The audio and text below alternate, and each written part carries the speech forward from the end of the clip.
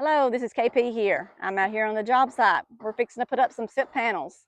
Okay, today we are actually on a job site with a timber frame that's already been installed. It's a little different.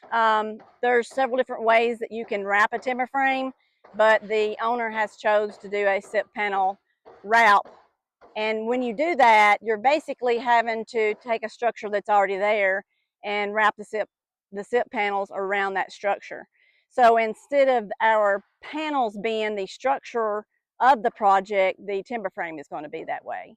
And so we're just attaching the SIP panels to the structure with some screws, and we'll get that started here in just a little bit. All right, so again, it's a timber frame structure.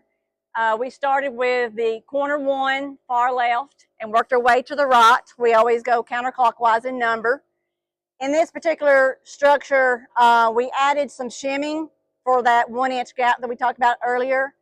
That's what you'll see in some details that we'll include in our video. We've got our footers and your headers. They're labeled F and whatever the number is, and H whatever the number is. And in one in particular item on the gable here, at the shed gable, we went to our full length because there wasn't any cam locks in it, so that the install would be a lot quicker.